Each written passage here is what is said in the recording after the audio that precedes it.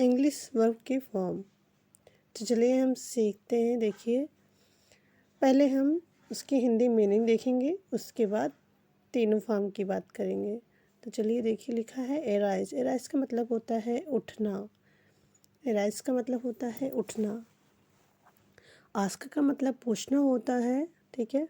Burn, burn का मतलब होता है जलाना। बीट, बीट का मतलब पीटना होता है। कम का मतलब होता है आना। कैच का मतलब होता है पकड़ना।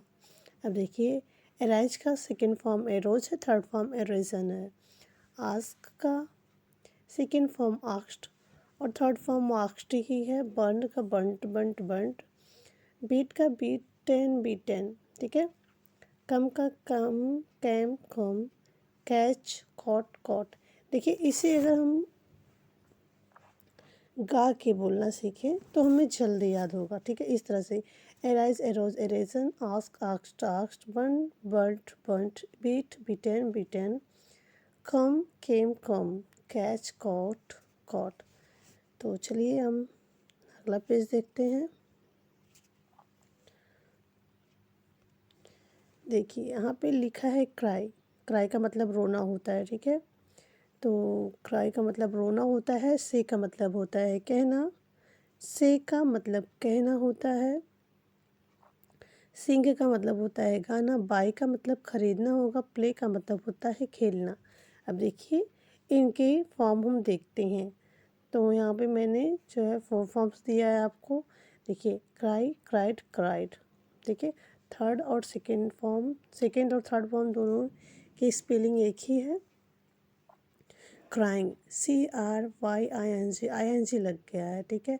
जब भी वर्ब की फर्स्ट फॉर्म में ING लगा है तो हम उसका मतलब वो उसमें रहा है लगा देंगे, ठीक है। रहा है, देखिए, रो रहा है। या फिर एटिंग होता तो खा रहा है, इस तरह से होता। बॉथिंग, बॉथिंग होता तो नहा रहा है। तो लास्ट में रहा है होता, यही आपको समझना है। अब देखिए, लिखा है से, तो से का मतलब कहना होगा। तो देखिए, शेड मतलब हो गया कहाँ, शेड मतलब कह चुका। मतलब ये बीते हुए की बात हो रही है, मतलब सेकंड या थर्ड फॉर्म होता है, हम पास्ट टेंस में यूज करते हैं, ठीक है। तो इसीलिए देखिए, कह चुका मतलब काम हो चुका है, तो इसीलिए सिंग का यूज़ किए हैं। अब देखिए, यहाँ पे लिखा है सिंग, SAING, सिंग। सिंग मतलब कह रहा है, जैसे कि मैंने अभी आपको बताया। देखिए, सिंग मतलब होता है गाना। सिंग, सैंग, संग। देखिए, इनका तीनों फॉर्म अलग अलग है। जैसे कि गो का होता है गो, वेंट, गॉन। उसी तरह से इसका है सिंग, सैंग, संग। और देखिए, सिंगिंग लिखा है। सिंगिंग मतलब गा रहा है। बाई, बाई का मतलब होता है खरीदना। बॉट का मतलब भी खरीदना ही होता है, तो बॉट लिखा है। और लिखा, देखिए, थर्ड फॉर्म है खरीद चुका, मतलब काम हो चुका है। बाइंग, बाइंग मतलब खरीद रहा है। प्ले, प्ले मतलब होता है खेलना। प्लेड मतलब होता है खेला, मतलब खेल चुका है। सेकेंड फॉर्म में पास्ट टेंस में खेला। अब प्लेड खेल चुका है, मतलब ये भी काम खत्म हो चुका है। प्लेइंग मतलब होता है खेल रहा है। अब चलिए इसे हम थोड़ा गा के याद कर लेते हैं। Cry, cried, cried, cry, cried, cried, crying. Say, said, said, saying. Sing, sang, sung, singing. Buy, bought, bought, buying. Play, played, played, playing. इस तरह से। तो आप लोगों को वीडियो कैसी लग रही है कमेंट में ज़रूर बताइएगा। देखिए, यहाँ पे लिखा है आस्क। आस्क का मतलब पूछना होता है। बिगिन का मतलब होता है शुरू करना। बेट का मतलब होता है शर्त लगाना। बिल्ड का मतलब होता है निर्माण करना। ब्रेक का मतलब होता है तोड़ना। कॉल का मतलब होता है बुलाना। कैन का मतलब होता है सकना। कैच का मतलब पकड़ना होता है। क्लोज का मतलब होता है बंद करना। ड्राई का मतलब होता है सुखाना। चलिए अब इसके हम फॉर्म देख लेते। देखिए, आस्क, आस्ट होता है। आस्ट, आस्ट, जबकि जैसा कि मैंने पहले भी आपको पहले पेज में भी इसको दिखाया है। देखिए, बेट का है बिगिन, बिगिन। देखिए, स्पेलिंग ही अलग है, बिगिन, बिगन, ठीक है। देखिए, ये फर्स्ट फॉर्म है बिगिन, सेकंड फॉर्म बिगन है। और थर्ड फॉर्म है बिगन। तो इस तरह से आप थोड़ा सा ध्यान दिया करो। बेट को बेट, बेट बेट तीनों एक ही है। बिल्ड का बिल्ड, बिल्ट यहाँ पे हो गया है, डी के जगह पे टी हो गया है, built. Break, broke, broken. Call, called, called.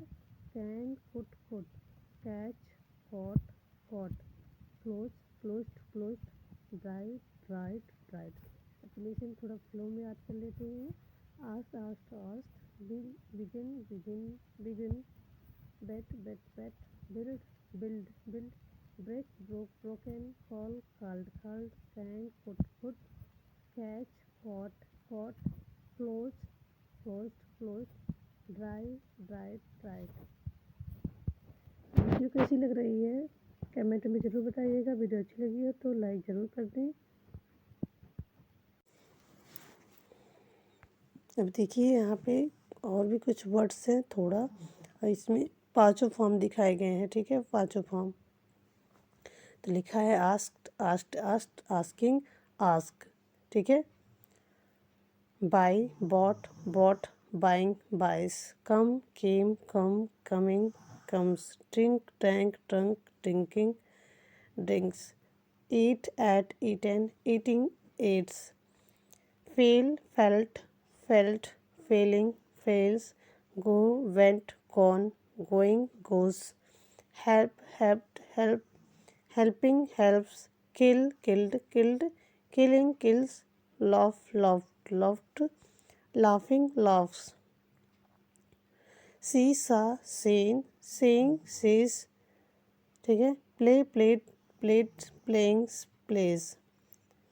तो इसका आप मीनिंग समझ रहे हैं। देखिए, आस्क का मतलब पूछना, बाई का मतलब खरीदा होता है, कम का मतलब आना होता है, ड्रिंक का मतलब होता है पीना, ईट का मतलब खाना होता है, फील का मतलब होता है महसूस करना, गो का मतलब होता है जाना, हेल्प का मतलब मदद करना होता है, किल का मतलब होता है मारना, लाफ का मतलब हंसना, सी का मतलब होता है देखना, और प्ले का मतलब होता है खेलना, ठीक है। सब्जेक्ट, सब्जेक्ट मतलब होता है कर्ता, ठीक है। Door of action, door of action मतलब जो काम करता है उसे हम सब्जेक्ट कहते हैं। कर्ता वह व्यक्ति अथवा वस्तु होता है जो वाक्य में कोई काम करता है या काम से सीधे सीधे जुड़ा हुआ होता है, ठीक है। जैसे अब इसका मतलब समझ रहे हैं, जैसे कि हम सेंटेंस बनाते हैं, कहते हैं आई स्पीक इंग्लिश, ठीक। तो आई स्पीक इंग्लिश हो गया, तो हम कहते हैं मैं इंग्लिश बोलता हूँ, इसका मतलब होता है मैं इंग्लिश बोलता हूँ। तो इसमें करता कौन है, कौन कर रहा है, आई कर रहा है, ठीक है। आई सब्जेक्ट है, मैं आपको यही बताना चाहती हूँ। चलिए आगे देखते हैं, ठीक है। अब देखिए, आई का मतलब होता है मैं, ठीक है, और वी का मतलब होता है हम। पहले कुछ ये देख लीजिए, सब्जेक्ट, ठीक है। वाई ओ यू को हम तुम या आप कहते हैं। टी एच ई वाई को हम, ठीक है, वे लोग कहते हैं या वे होता है, या वे लोग भी बोल सकते हैं। एच ई को ही पढ़ते हैं, ही का मतलब होता है वह, ठीक है। और एस एच ई को हम शी पढ़ेंगे, शी को भी मतलब वह होता है, लेकिन जब हम किसी लड़की के लिए बात करते हैं, ठीक है। दिस का मतलब होता है यह, दिस का मतलब होता है यह। आई टी को इट पढ़ते, इट का भी भी यह होता है। हम किसी जानवर, मौसम, निर्जीव वस्तुओं के लिए इट का यूज करते हैं, जैसे कि chair, it is a chair, it is raining, मतलब बारिश बारिश हो रही है, दिख रहा है ना। जानवर, मौसम, निर्जीव वस्तुओं के लिए हम इट का यूज करते हैं। टी एच ए टी को हम दैट पढ़ेंगे, दैट का मतलब वह होता है। और दीज का मतलब होता है ये सब। दोज का मतलब होता है वो सब। इट कैन बी नाउन और प्रोनाउन, देखिए लिखा है इट कैन बी नाउन और प्रोनाउन, ये संज्ञा या सर्वनाम दोनों हो सकते हैं, ठीक है। अब देखिए लिखा है नाउन नेमिंग वर्ड, ठीक है, noun naming word. Example, example, Mohan coffee, furniture, milk, city name, बस्ती, लखनऊ, गोरखपुर, ठीक, city name, animal name. Noun में कुछ भी आ सकता है। अ प्रोनाउन है, it is a word that replace a noun in a sentence. Pronoun जो होता है ये जो है हम संज्ञा की जगह पे कोई भी नाम लिख सकते हैं, ठीक है, सेंटेंस में। अब इसका एग्जाम्पल है, देखिए प्रोनाउन का एग्जाम्पल क्या है।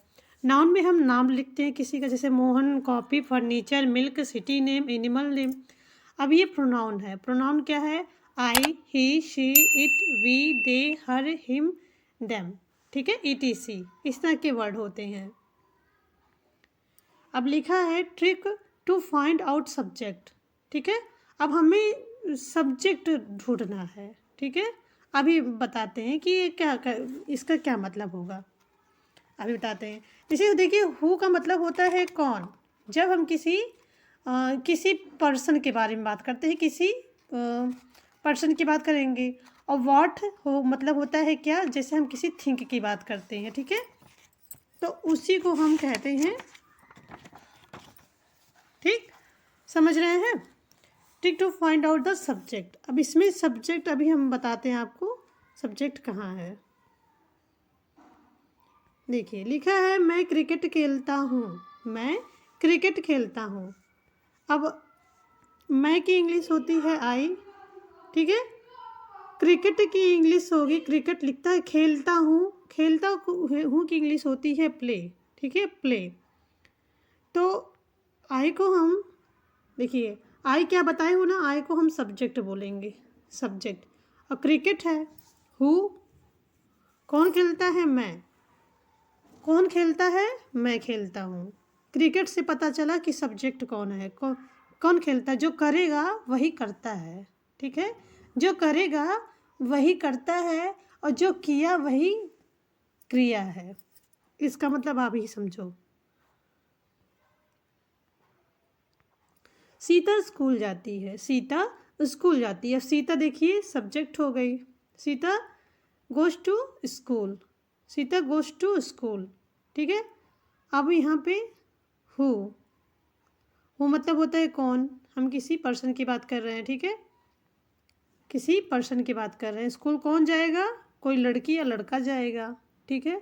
कौन जाएगा, जो जाएगा वही करता है। कौन जाएगा, सीता जाएगी, तो सीता क्या हो गई, करता है।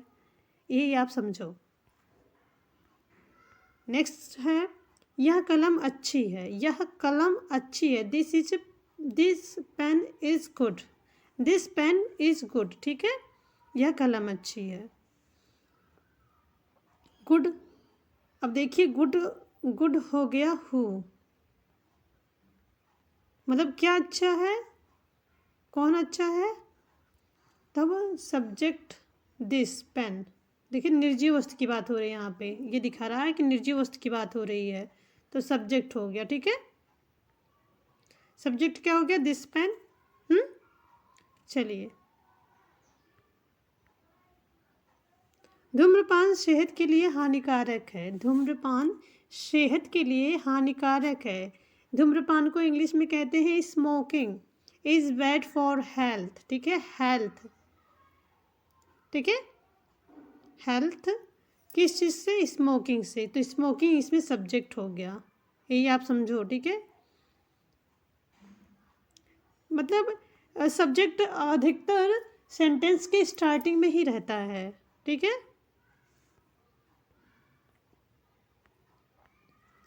अब हम वर्ब की बात करते हैं। अभी तक हमने सब्जेक्ट की बात करी, अब वर्ब की बात करते हैं, क्योंकि सेंटेंस जो भी हम यूज़ करते हैं वो सब्जेक्ट के बाद वर्ब ही रहता है। अभी मैं आपको दिखाती हूँ। अब लिखा है वर्ब, वर्ब का मतलब होता है क्रिया, ठीक है। तो क्रिया क्या होता है भाई, ये चीज़ बहुत ध्यान से देखो, जो किया वही क्रिया, मतलब जो करता है काम, जो किया वही क्रिया। All action word are verb, all जो कार्य करते हैं वही वर्ब होते हैं, वही वर्ब होते हैं। वर्ब क्रिया वह शब्द है, होता है जो यह बताता है कि कर्ता आखिर कर क्या रहा है, क्या कर रहा है, कर्ता क्या कर रहा है, सब्जेक्ट क्या कर रहा है, तो उसी को हम क्रिया बोलते हैं। अब देखिए मैं बताती हूँ आगे। अब देखिए वर्ब, क्रिया के अंत में ना लगा होता है। हिंदी का जो सेंटेंस होता है उसमें ना लगा होता है, तो आप समझ जाना, ठीक है, कि वर्ब वही है। क्या है? ईट, ईट पढ़ेंगे। ईट का मतलब खाना हो गया। प्ले का मतलब हो गया खेलना। रीड का मतलब हो गया पढ़ना। राइट का मतलब लिखना। कम का मतलब आना, ठीक है। राइट का मतलब ईट मतलब खाना, प्ले मतलब खेलना, रीड का मतलब पढ़ना, राइट का मतलब लिखना, कम का मतलब आना। अब देखिए वर्ब के वैसे तो 3 फॉर्म होते हैं इम्पोर्टेंट जानने के लिए, लेकिन मैं आपको यहाँ पे 5वां फॉर्म दिखा दूँ। देखिए V1, ठीक है, V2, V3, V4, V5। ईट, एट, एट, ईटिंग, एट्स, ठीक है। ईट का मतलब हो गया खाना। एट का मतलब हो गया खाया, खा चुका, खा रहा है या खा रही भी हो सकता है। और ईट्स का हो गया खाना। उसी तरह से देखिए ईट का फर्स्ट फॉर्म ईट, एट, ठीक है। अब देखिए इसी तरह से गो का बता रहा है। गो का मतलब होता है जाना। वेंट, गो, वेंट, गॉन आपने सुना होगा। गो का मतलब हो गया जाना। वेंट का मतलब गया। गॉन का मतलब जा चुका। गोइंग का मतलब जा रहा है। गोस का मतलब जाना, ठीक है। इस तरह से होता है। अब लिखा है ऑब्जेक्ट। ऑब्जेक्ट का मतलब होता है वस्तु। ऑब्जेक्ट का मतलब होता है वस्तु। Receiver of an action, receiver of an action, ठीक है। यह व्यक्ति या वस्तु है जो क्रिया से सीधे प्रभावित होता है। यह वह व्यक्ति या वस्तु है, व्यक्ति भी हो सकता है, वस्तु भी हो सकता है, ऑब्जेक्ट की जगह पे, जो क्रिया से प्रभावित होता है। अब चलिए इसका एग्जाम्पल मैं आपको बढ़िया से दिखाती हूँ। क्या है देखिए ऑब्जेक्ट। मैं फुटबॉल खेलता हूँ। मैं फुटबॉल खेलता हूँ। अब इसमें ऑब्जेक्ट क्या होगा बताती हूँ। देखिए आई है, आई को सब्जेक्ट बोल दिए। प्ले को जो करता है, जानते हैं प्ले का मतलब खेलना हो गया, तो ना है तो उससे हम वर्ब कहेंगे। Football object. अब आई प्ले, आई प्ले मतलब मैं खेलता हूँ, क्या खेलता हूँ, फुटबॉल। प्रभावित हुआ ना, तो यही ऑब्जेक्ट हो गया, ठीक है, यही ऑब्जेक्ट हो गया, ठीक है। नेक्स्ट देखिए trick to identity object. Step 1, find the verb action word in this sentence. जब जो एक्शन वर्ड होता है वही वर्ब होता है। Step 2, ask what. व्हाट मतलब क्या, और होम मतलब किसे, विद द वर्ब, ठीक है, वर्ब के साथ जो रहता है। अब देखिए मैं बात करता हूँ। मैं बात करता हूँ। अभी तक हमने सब्जेक्ट की बात करी, अब देखिए हम वर्ब की बात करते हैं। स्पीक। स्पीक का मतलब होता है बोलना। स्पीक इसमें क्या है, वर्ब है, बोलना ना, ठीक है, ये ध्यान दीजिए। स्पीक वर्ब हो गया। English object. इंग्लिश क्या है, ऑब्जेक्ट, क्योंकि सेंटेंस के लास्ट में है। I speak English, I speak English. Ask what from verb, ask what from verb, ठीक है।